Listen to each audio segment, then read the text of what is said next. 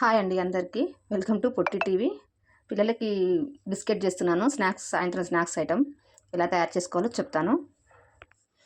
ఈ కప్పుతో 3 కప్పుల పిండి తీసుకున్నా. 1 కప్పు పంచదార తీసుకున్నా. ఇలా మిక్సీ పట్టుకొని ఇందులో 4 యాలకులు వేసుకొని మిక్సీ పట్టి పెట్టుకున్నా. ఇందులో చిటికెడు ఉప్పేసి మొత్తం మిక్స్ చేసుకున్నా. అలాగే హాఫ్ కప్పు నెయ్యి గోరువెచ్చగా చేసుకొని కొంచెం వేడి చేసుకొని ఇందులో పోసి కలుపుకున్నా. పిండి ఇలా స్మూత్గా వచ్చింది. ఇలా స్మూత్గా రావడం వల్ల బిస్కెట్లు కూడా చాలా బాగుంటాయి. ఇప్పుడు ఇందులో మనం ఆల్రెడీ మిక్సీ పట్టుకున్న పంచదార పొడి వేసుకోవాలి. 1 కప్పు పంచదార పొడి ఇలా అంతా మిక్స్ చేసుకోవాలి. గిన్నె మార్చనండి, కొంచెం చిన్నగా ఉందని కొంచెం ఎక్కువ క్వాంటిటీ ఎక్కువనే చేస్తున్నా.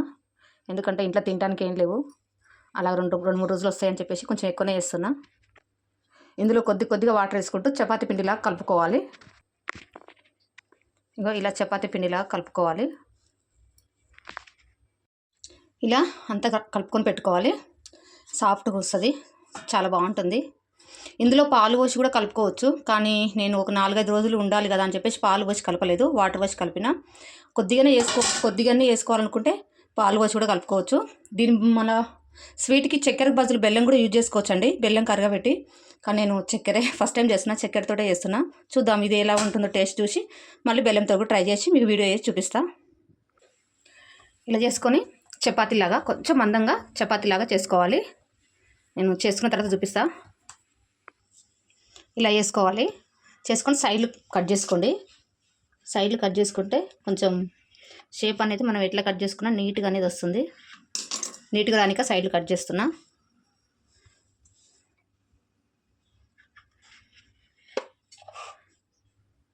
మీకు ఆల్రెడీ ఒక వీడియోలో చెప్పినా కదండి, కొత్తగా యూట్యూబ్ ఛానల్ స్టార్ట్ చేసినామని.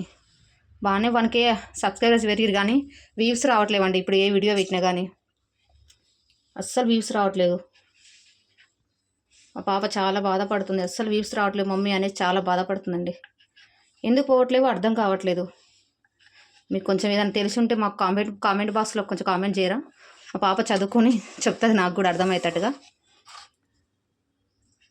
ఇలా కట్ చేసుకోండి.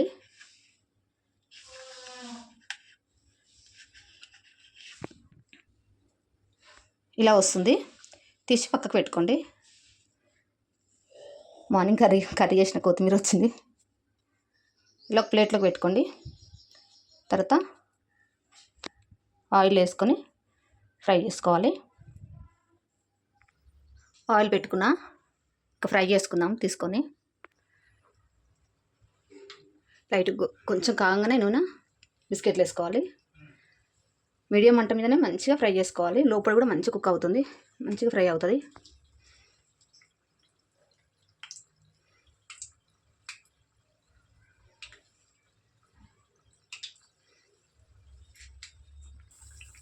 ఇలా చిన్న కదుపుకోవాలి.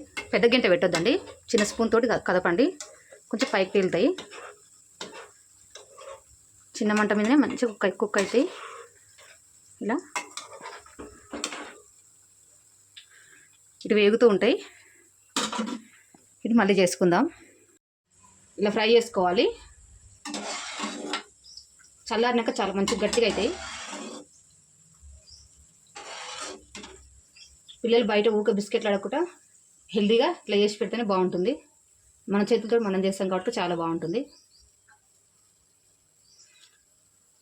ఆయిల్ కూడా ఎక్కువ పీల్చదు. ఇలా ఒకటొకటే వేసుకోవాలండి, అన్నీ ఒకేసారి వేసుకోవద్దు, ఎందుకంటే ఇరిగిపోతాయి. ఎంత బాగున్నాయి చూడండి, అసలు చూస్తూనే అసలు ఎంత మంచిగా అనిపిస్తున్నాయో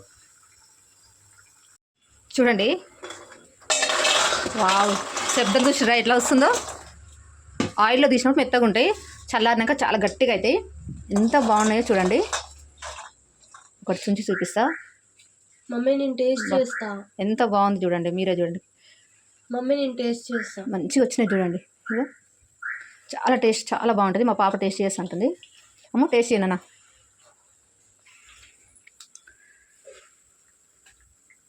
సూపర్ ఉంది మమ్మీ, తిను. నీకు నచ్చినాయిగా. షాప్ కాడ ఊక అవి కొనుక్కొచ్చుకోకుండా చేసిన. తిను. వచ్చిన కానీ తింటూనే ఉంది. ఇప్పుడు మీకు చూపించనిక మళ్ళీ ఒక టేస్ట్ చేస్తుంది. బాగున్నాయి అనుకుంట. స్కూల్ నుంచి వచ్చిన కానీ తింటూనే ఉంది.